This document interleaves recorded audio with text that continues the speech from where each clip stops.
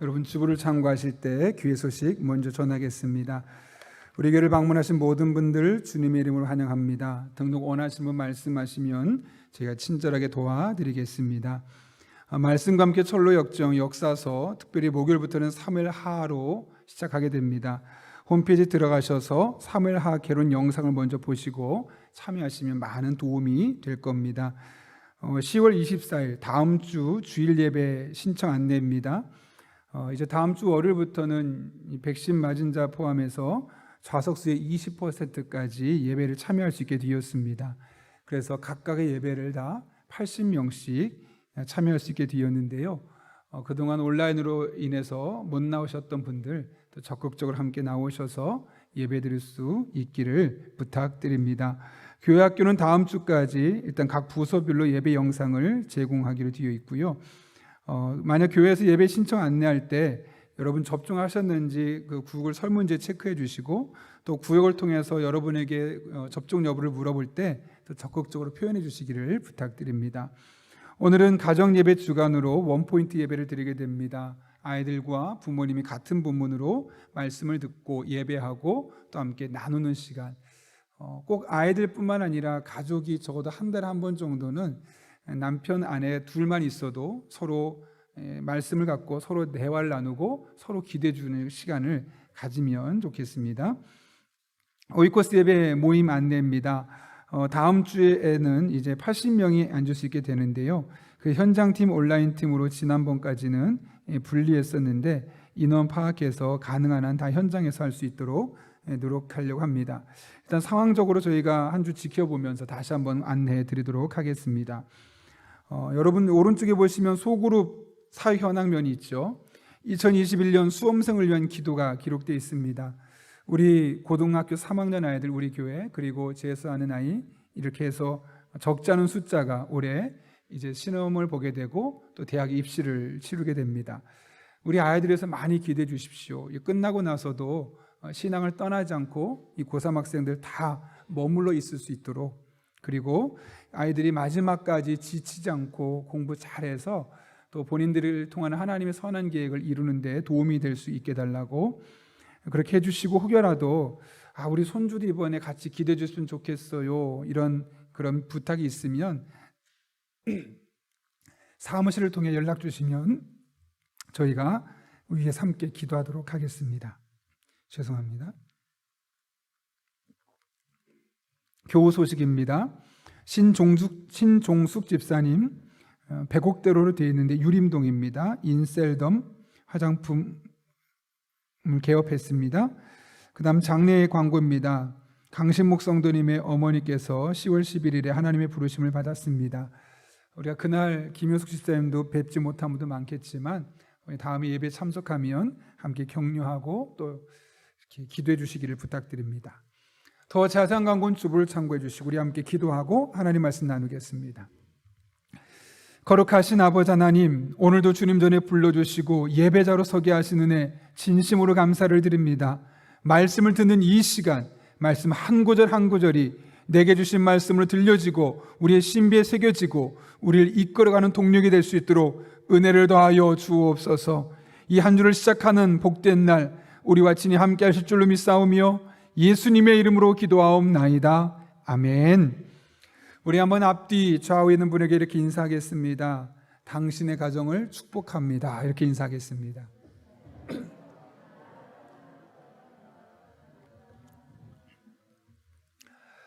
제가 어제 설교 준비하고 저녁에 차를 타고 집에 가는데 찬양을 듣다가 문득 우리 성도들을 사랑하는데 내가 표현이 너무 인색했던 것 같다라는 마음이 들어서 오늘 한번 해보려고 합니다. 제가 잘 못하는데 하면은 그냥 받아주시면 됩니다.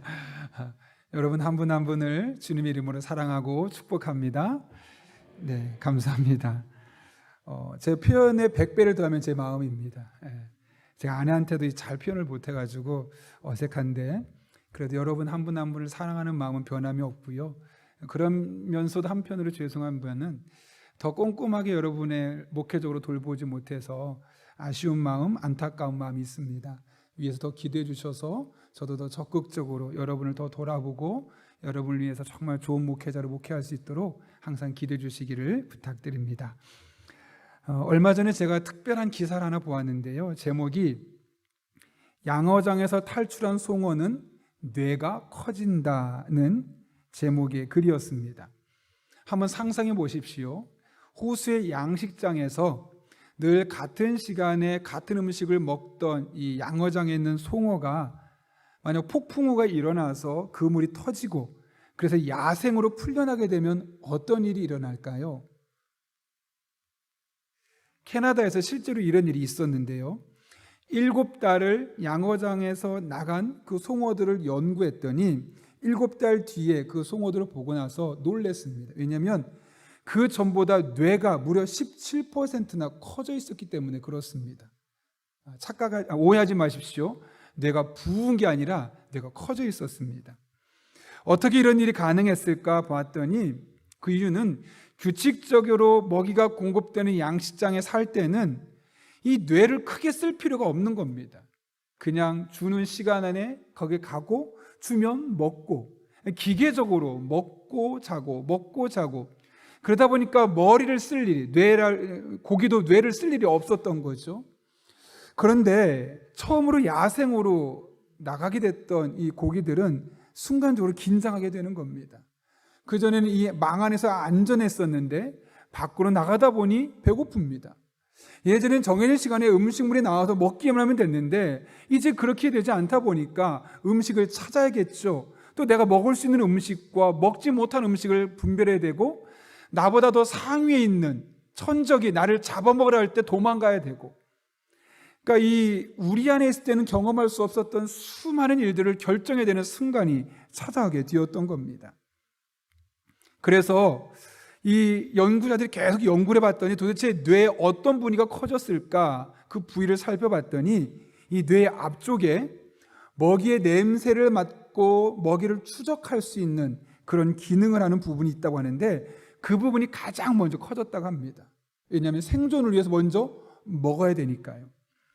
그리고 또 하나 재미있는 사건은 탈출한 송어 가운데 양어장에서 가까운 곳보다는 먼 곳으로 간 송어일수록 뇌 크기가 조금 더 커져 있었다라는 것이죠.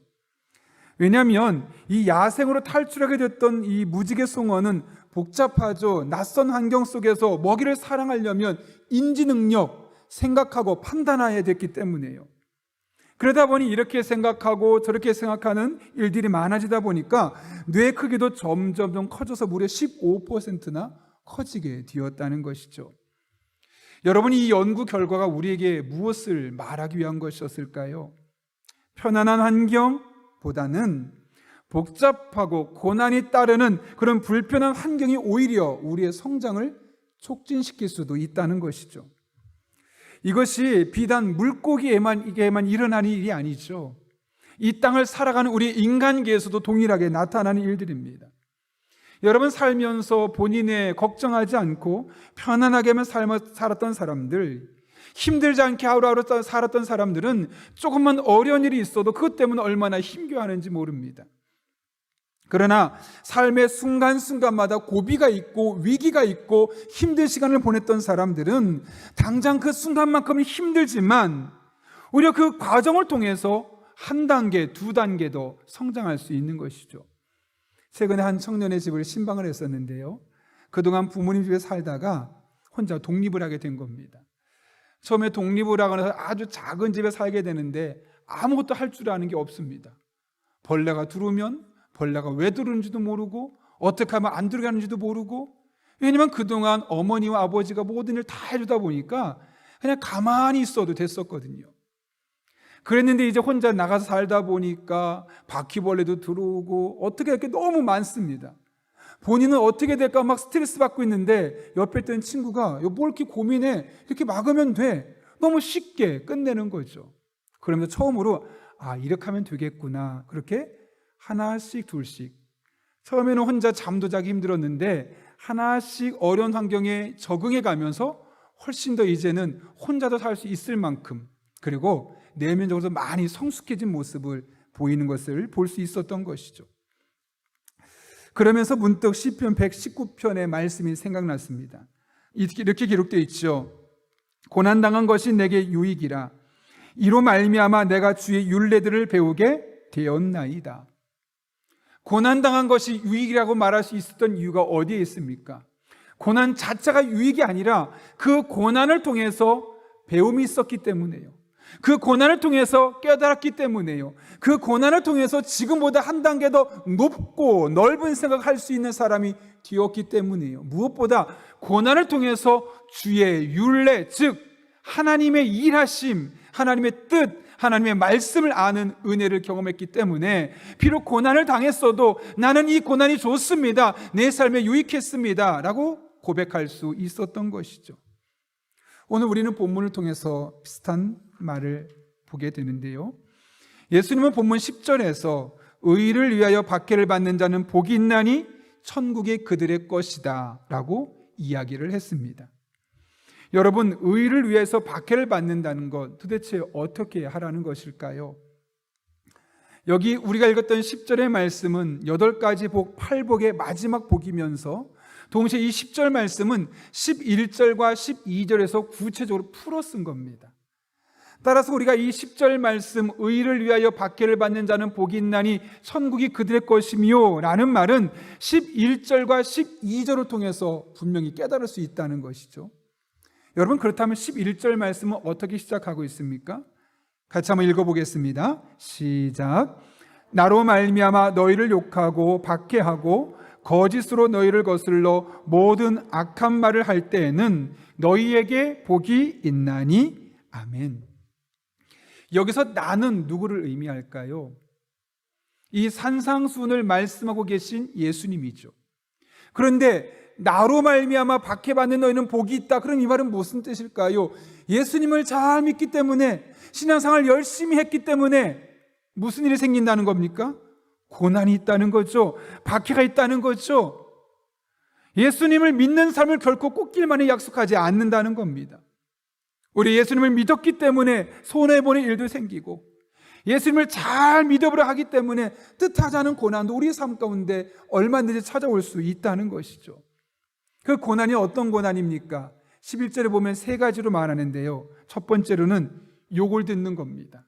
두 번째로는 박해, 즉 신체적인 압박과 고통을 겪는 것이고요, 세 번째로는 온갖 비난의 이야기를 듣는 겁니다. 여러분, 예수 믿으면 좋을 것 같죠? 예수 믿으면 편안하고 행복하고 아무런 근심 걱정 없이 살 수 있을 것 같죠? 그러나 인생은 그렇지 않습니다.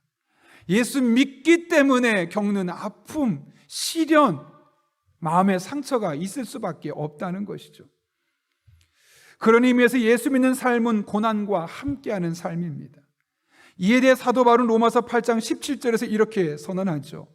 자녀이면 또한 상속자, 곧 하나님의 상속자요 그리스도와 함께한 상속자니 우리가 그와 함께 영광을 받기 위하여 고난도 함께 받아야 할 것이니라. 여러분, 우리는 무엇을 원하십니까? 왜 예수 믿고 왜 신앙생활하고 왜 교회 와서 기도하십니까? 영광을 얻기 위하여, 예수님과 함께 좋은 일 얻기 위해서 기도응답도 경험하고 내 삶이 좋아지고 내 삶이 평화로워지고 이렇게 영광스러운 삶을 기대해서 우리가 열심히 신앙생활을 하지 않습니까? 근데 하나님 뭐라고 말씀하십니까? 그 영광을 얻기 위해서 먼저 필요한 것이 있는데 바로 고난도 함께 받아야 한다는 것. 어쩌면 순서를 바꾸면 먼저 고난이 우리에게 있어야 된다는 거죠. 그리고 고난의 터널을 지나고 난 이후에 함께 하나님의 영광을 누리는 삶을 살 수 있게 된다는 겁니다. 그래서 바울은 계속해서 빌립보서 1장 29절에서도 이렇게 말합니다. 그리스도를 위하여 너에게 은혜를 주신 것은 다만 그를 믿을 뿐 아니라 또한 그를 위하여 고난도 받게 하려 하심이라. 예수님 믿는 것이 목적이 아니라 예수님 믿는 가운데 고난받는 것 또한 우리의 삶의 일부분임을 분명히 언급하고 있는 것이죠. 그러면서 30절에서 말합니다. 너희에게도 그와 같은 싸움이 있으니 너희가 내 안에서 본 바요 이제도 내 안에서 듣는 바니라. 지금 빌립보의 교회의 교인들이 어려움을 겪고 있다는 거죠. 그 당시에 자료에 의하면 가난이 아주 심하게 지배하고 있었다고 합니다. 그래서 농사를 지어도 수확량이 많지 않고 그러다 보니 절대 빈곤에 시달릴 수밖에 없었지요. 그런 이들에게 말하는 겁니다. 그거 나도 이미 내 안에서 경험했던 거야. 그리고 너희가 지금 그걸 경험하고 있는 거야. 그 고난은 우리에게 필수 요소야. 선택 과목이 아니라 필수 과목이야.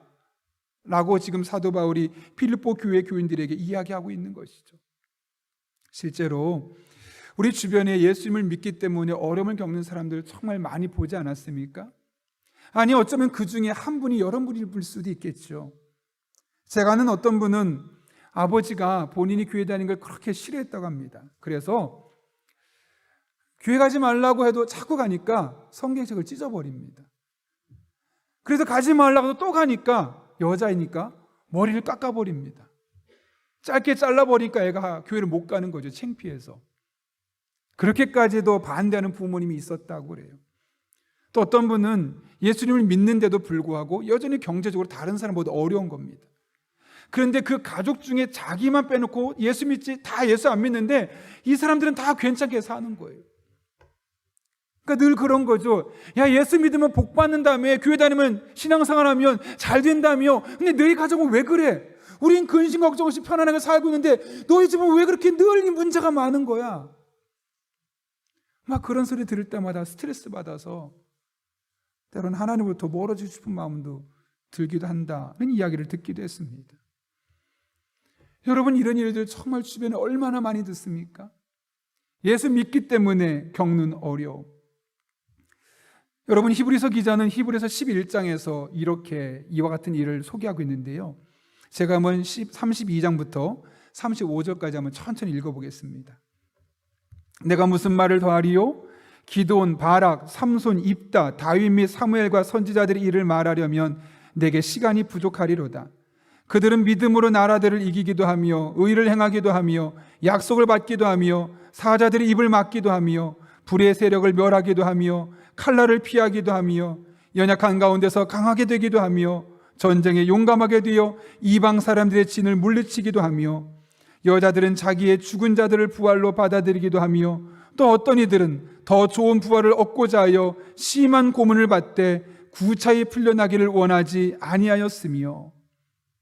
여기서 보여주는 모습은 어떤 걸까요? 예수 믿고 나서 좋은 모습, 행복한 모습, 승리한 모습, 간증으로 나타나는 모습들, 이런 모습만 지금 표현하고 있죠. 우리가 원하는 거죠. 예수 믿었더니 아이가 갑자기 공부를 잘한다더라. 예수 믿었더니 문제가 갑자기 지혜로운 아이들로 바뀌어졌대더라. 예수 믿고 나서 내가 그렇게 직장에서 어렸는데 갑자기 승진하고 사업에 사람들이 막 몰려들기 시작해서 돈을 많이 벌었대더라. 그런 모습 아니겠습니까? 그런데 여러분, 이어지는 36절 말씀 보면 전혀 반대 이야기를 합니다. 또 어떤 이들은 조롱과 채찍질 뿐 아니라 결박과 옥에 갇히는 시련도 받았으며 돌로 치는 것과 톱으로 켜는 것과 시험과 칼로 죽임을 당하고 양과 염소의 가죽을 입고 유리하여 궁핍과 환난과 학대를 받았으니 그들이 광야와 산과 동굴과 토굴에 유리하였느니라. 정반대죠.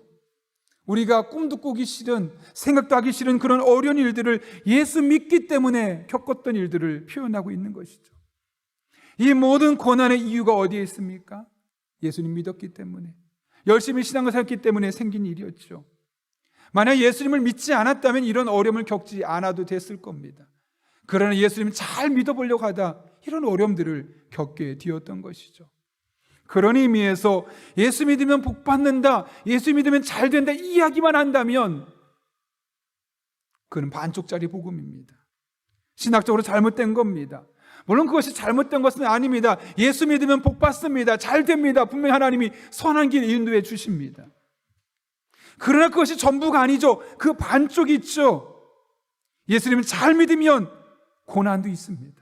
어려움도 있습니다. 시련도 있습니다. 이 둘을 함께 이야기할 때 균형 잡힌 신앙을 갖게 되는 거지, 복 받는다고 잘 된다고만 이야기하다 보면 반쪽짜리 신앙을 하면서 그것이 마치 전부있냐 우리가 오해하고 착각하며 신앙생활할 수밖에 없는 것이죠. 중요한 것은 예수님을 잘 믿으람에도 불구하고 우리의 삶에 고난이 다가올 때 과연 우리가 어떻게 해야 되느냐, 이 삶의 태도, 믿음의 자세가 중요하죠. 예수님께서는 12절에서 이렇게 말씀하시는데요. 같이 읽겠습니다. 시작. 기뻐하고 즐거워하라. 하늘에서 너희의 상이 큼이라. 너희 전에 있던 선지자들도 이같이 박해하였느니라. 아멘. 예수 믿으며 핍박을 받을 때 어떻게 하라고요? 기뻐하라고요. 즐거워하라고요. 그런데 그 근거가 어디에 있습니까? 하늘에서 상이 크기 때문이다. 이게 무슨 말일까요? 지금 고난의 그 현장 때문에 스트레스 받지 말라는 것이죠. 그러면서 하나님의 상급을 바라보며 고난 속에 있지만 기뻐하고 즐거워하라 라고 이야기를 하고 있는 겁니다. 고난에 함몰되지 말고, 고난의 환경에 얽매이지 말고 나를 통해 일하신 하나님 역사를 기대하며 믿음으로 살아가라 라는 말이죠. 제가 오늘 본문 12절 말씀을 계속 묵상하면서 하나님께서 만약 그런 고난 중에도 기뻐하고 즐거워한다면, 구체적으로 너에게 이런 좋은 일이 있을 거야 라고 말했다면 훨씬 더 좋지 않았을까? 예를 들어서 고난 중에도 기뻐하고 즐거워하면, 너 그동안 사업 안 됐지? 잘 될 거야. 너 지금 인간관계 때문에 힘들지? 그거 회복될 거야. 너 자녀 때문에 스트레스 받지? 네 자녀 인생 내가 책임져 줄게. 걱정하지 마. 아주 구체적인 항목을 넣었다면 아마 우리가 그래? 나 이 말씀 붙들고 그렇게 해야지 했을 겁니다. 그런데 오늘 본문은 그렇게 구체적으로 말하지 않고 그냥 하늘에서 상이 크다라고만 이야기하고 있습니다. 왜 그렇게 했을까요? 만약 상을 이야기했으면 그 상만 바라보며 정말 바라봐야 될 것을 보지 못하기 때문에 그렇죠. 하나님은 고난 속에서도 상만 바라보는 것이 아니라 하나님을 바라보고 하나님을 의지하며 믿음으로 살기를 원하셨던 겁니다. 그래서 상을 주시겠다고 말하며 상 주시는 하나님은 말씀하시지만 어떤 상인지는 말씀하지 않은 겁니다. 결국 신앙은 초점의 문제입니다. 내가 무엇을 바라보느냐에 따라서 똑같은 상황에서도 자신의 삶에서 원망할 수 있고 비난할 수 있고 또 반대로 오히려 기뻐하며 즐거워할 수도 있는 것이죠. 특별히 12절 끝에 보면 너희 전에 있던 선지자들도 이같이 박해했다라는 말을 통해 알 수 있는 것이 무엇입니까? 지금 예수님께서 하시는 말씀은 이 순간적으로 만들어내는 이야기가 아니라 그 이전에 수많은 사람들이 경험했던, 다른 말로 하면 검증된 것이다 라고 말씀하고 있는 것이죠. 실제로 여러분 성경 역사를 보십시오. 아브라함이 그랬죠. 모세가 그랬습니다. 다윗이 그랬고 솔로몬이 그랬고 엘리야와 엘리사가 그랬고 구약의 수많은 선지자가 이것을 경험했고 예수님과 바울과 베드로와 예수님의 수많은 제자들이 이런 다양한 하나님의 은혜를 경험하지 않았습니까? 그들은 그들의 삶에 고난이 닥쳐올 때 고난을 바라본 것이 아니라 주님을 바라봅니다. 주님께 초점을 맞춥니다. 그 결과 그 고난의 시기를 오히려 기뻐하며 즐거워할 수 있었고 그렇게 하나님의 은혜를 그들의 삶을 통해 경험할 수 있었던 것이죠. 이에 대해 베드로가 베드로전서 4장 12절과 13절에서 이렇게 말하는데요. 여러분이 한번 같이 읽어볼까요? 12절 13절 읽겠습니다. 시작. 사랑하는 자들아 너희를 연단하려고 오는 불시험을 이상한 일 당하는 것 같이 이상히 여기지 말고 오히려 너희가 그리스도의 고난에 참여하는 것으로 즐거워하라. 이는 그의 영광을 나타내실 때 너희로 즐거워하고 기뻐하게 하려 함이라. 아멘. 여러분 시험을 표현하면서 불시험이라고 했습니다. 왜 불시험이라고 했을까요? 불은 다 태워버리죠. 흔적을 남기지 않습니다. 그만큼 큰 시험, 감당할 수 없을 만큼 너무너무 힘든 일이 너에게 찾아온다 하면 어떻게 하라고요? 이상하게 생각하지 말라는 겁니다. 오히려 당연하게 생각하라는 것이고 너희가 그리스도의 고난에 참여하는 것으로 즐거워하라 라고 말하고 있습니다. 그러면서 그 이유를 무엇 때문에 말합니까? 이는 그의 영광을 나타내실 때 너희로 즐거워하고 기뻐하게 하려 함이라. 지금 아무리 큰 어려움을 갖고 있어도 그것을 기쁨으로 즐거움으로 받아들이며 하나님 붙들고 의지하며 믿음으로 끝까지 걸어가면 마침내 그 끝에는 우리로 하여금 기쁘게 하고 즐거워하는 사건들이 우리를 기다리고 있을 것이기 때문에 지금 당장 어려운 일이 있어도 고난이 있어도 오히려 그것을 즐겁게 받아들이라고 말씀하고 있는 것이죠. 얼마 전에 제가 한 청년과 대화를 나누다가 최근에 그 청년이 닉 부이치치가 쓴 플라잉이라는 책을 보고 있다는 이야기를 들었습니다. 마침 우리 교회 작은 도서관에 그 책이 있어서 제가 한번 읽어봤는데요. 사진에 보시는 것처럼 닉 부이치치 많이 보셨죠? 선천적으로 팔, 다리가 없이 태어났습니다. 그의 표현 그대로 씁니다. 제 아무리 용을 써도 형편없는 외모를 가리고 싶었지만 가릴 수 없었다고 합니다. 그런 신체적인 장애로 인해서 어릴 적에 친구들부터 많은 놀림을 당했습니다. 심지어 어떤 친구들은 옷에다가 관역을 그려놓고 다트를 던집니다. 최선의 인간 대접, 사람 대접도 하지 않았고 그런 대접도 받지 못했다는 것이죠. 그렇게 정말 못된 아이들에게 시달릴 때 두렵고 우울하고 불안하고 심지어 구역질까지 났다고 그러죠. 여러분은 오죽하면 10살 정도밖에 안 된 초등학생이 더 이상 살고 싶지 않다고 자살을 결심하는 것이 아니라 시도까지 했을까요? 이렇게 그의 인생은 아무것도 기대할 수 없는 삶이었습니다. 그는 말합니다. 자신은 평생 직업을 가질 수 없을 것 같았고 대학이라는 것은 꿈도 꿀 수 없었을 것 같았으며 결혼할 수 없을 것 같고 아빠가 되는 것은 불가능할 것이라고 생각했다는 것이죠. 그의 인생의 미래를 내다보면 도무지 미래가 보이지 않습니다. 그냥 이렇게 고깃덩어리처럼 살다 사람들에게 비난당하고 사람들에게 조롱거리가 되고 이렇게 내 인생 끝나는 건 아닌가, 그런 마음이 그에게 있었던 것이죠. 그런데 그는 자신의 그 절망적인 상황에서 보던 시선을 하나님께로 돌리고 하나님께 초점을 맞추기 시작했습니다. 물론 이것은 그가 뛰어난 아이였기 때문이라기보다는 그의 부모님 때문이죠. 처음에 이 부모님도 이 부이치치가 태어났을 때 큰 충격을 받았다고 합니다. 여러분, 아이를 봤는데 손발이 없는 아이의 표현대로 하면 마치 쌀포대처럼 생긴 아이를 받았다고 생각해 보십시오. 부모가 큰 충격을 받을 수밖에 없었겠죠. 그런데 그 부모가 현명한 것은 그 충격을 빨리 떨쳐버리고 하나님을 바라보고 하나님을 의지하며 왜 나에게 이런 일이 생겼습니까? 원망하고 불평하기보다는 하나님께서 주신 그 상황 속에서 내가 어떻게 최선을 다해 이 아이를 키울 수 있을까에 집중했다는 거죠.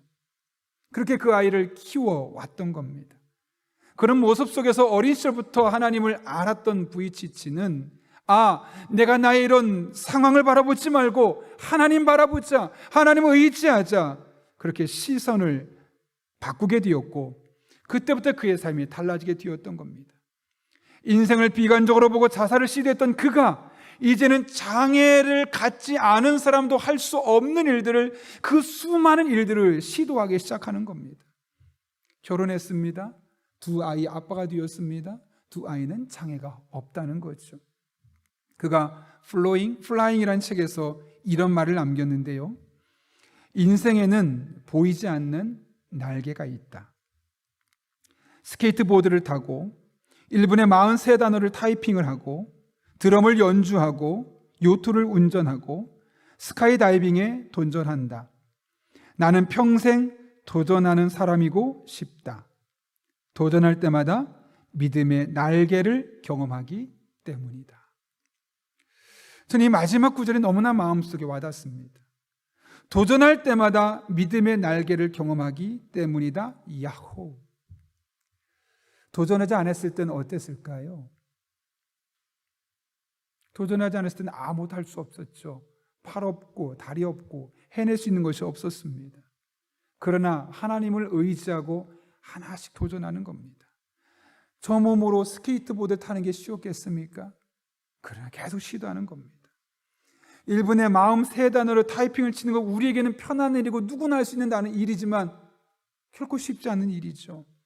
드럼을 연주하고 요트를 운전하고 스카이다이빙에 도전하고 평생 도전하면서 그가 깨달은 것이 있습니다. 이건 내 힘이 아니구나, 내 능력이 아니구나, 내가 도전할 때마다 하나님께서 내 인생에 믿음의 날개를 달아주셔서 나를 이것을 감당하게 하셨구나 깨달았던 겁니다. 또 도전해야죠. 또 도전해야죠. 왜요? 도전할 때마다 내 능력으로 할 수 없는데 하나님께서 내 인생에 믿음의 날개를 달아주셔서 그 일을 하게 하시고 그를 마침내 감당하게 하시니까요. 그러면서 그는 자신이 첫 번째 썼던 책이 허그, 이렇게 안아준다는 뜻이죠. 그 다음으로 두 번째 쓴 책이 플라잉인데, 이 책을 쓰게 된 이유에 대해서 이렇게 말합니다. 심각한 장애에도 불구하고 터무니없으리만치 행복하게 살 수 있게 하는 원동력. 뭐라고요? 심각한 장애에도 불구하고 터무니없으리만치 행복하게 살 수 있게 하는 원동력. 지금 닉 부이치치가 경험하고 있는 삶이죠. 즉 무엇으로도 막을 수 없는 믿음의 힘을 사용하는 법을 나누고 싶어서였다. 그래서 플라잉이란 책 옆에 보게 되면 소제목으로 이렇게 달려있죠. 믿음의 날개로 날다. 여러분, 이 닉 부이치치가 어떻게 이 많은 일들을 감당해낼 수 있겠습니까? 지금은 복음을 전하는 사람으로서, 동기부여하는 사람으로서, 자기와 비슷하거나 자기보다 더 힘든 사람들에게 소망을 주고 비전을 준 사람으로서 그렇게 열일마다 하지 않고 할 수 있는 이유가 어디에 있겠습니까? 그가 너무나 뛰어난 능력자이기 때문에 그렇습니까? 아니죠. 하나님 바라보며 환경의 문제를 뛰어넘고 자기에게 주어진 것을 하나씩 둘씩 도전하고 시도하다 보니 그 가운데 하나님께서 그때그때마다 역사하셨던 믿음의 날개를 경험했기 때문에 그렇습니다. 그래서 그는 도무지 멈출 수가 없습니다. 왜냐하면 한 번 시도할 때마다 하나님이 또 다른 믿음의 날개를 달아주시고 한 번 시도할 때마다 또 다른 믿음의 날개를 달아주시기 때문에요. 이 모든 것은 하나님만 바라보고 하나님만 의지하고 그분과 함께 길을 걸어갔기에 가능했던 일들입니다. 우리 인생도 마찬가지입니다. 여러분, 하나님 바라보십시오. 하나님 의지하십시오. 아무리 절망적이어도, 아무리 해결할 수 없는 문제가 있다 할지라도 하나님 바라보고 초점 맞추고 하나님 의지하며 주시는 힘으로 한 걸음 한 걸음 나아가 보십시오. 여러분은 걷지만 하나님께서 여러분의 인생에 믿음의 날개를 달아주실 것입니다. 닉 부이치치가 만난 하나님이 바로 여러분의 하나님으로 경험되는 것을 여러분이 맛보게 될 것입니다. 우리 모두 이 하나님을 경험하는 복된 성도들 될 수 있기를 예수님의 이름으로 축원합니다. 우리 함께 기도하겠습니다. 이 시간 기도할 때 오늘 말씀을 기억하며 하나님 앞에 기도하겠습니다. 여러분 어렵죠? 힘들죠? 너무 어려서 남들에게 말할 수 없을 만큼 힘들어서 혼자 끙끙대는 문제 있죠? 하나님께 맡기십시오. 그거 더 이상 본다고 해결되지 않습니다. 그 문제를 보지 말고 그 문제를 통해 내가 하나님께 나아갈 때 내 인생에 믿음의 날개를 달아주실 하나님만 바라보고 하나님만 신뢰하며 한 걸음 한 걸음 내디딜 수 있게 달라고, 그래서 내 인생에 믿음의 날개를 달아주시는 하나님을 경험할 수 있게 달라고 이 시간 하나님의 도우심을 간구하며 한 1분 정도지만 간절한 마음으로 함께 기도하겠습니다. 거룩하신 아버지 하나님, 오늘 또 우리를 주님 전에 불러주셔서 하나님 바라보게 하시고 하나님 찬양하게 하시고 하나님 의지하게 하시는 은혜 진심으로 감사를 드립니다. 아버지 하나님, 닉 부이치치가 자신의 절망적인 몸을 보지 않고 그 이면에 역사하신 하나님을 바라보며 의지하며 고난 속에서 오히려 기뻐하고 즐거워하고 자신에게 주어진 일들을 감당해냈던 것을 보게 됩니다. 그 가운데 하나님은 그에게 함께 하셔서 믿음의 날개를 달아주셔서 누가 봐도 할 수 없는 일들을 감당하게 하셨고, 이 과정을 통해 하나님의 살아계심을 경험하고 이 하나님 만난 것을 간증하는 사람이 되었던 것을 보게 됩니다. 우리 인생이 부이치치의 인생과 같아지게 하여 주옵소서. 하나님만 바라봅니다. 하나님만 찬양합니다. 하나님만 의지합니다.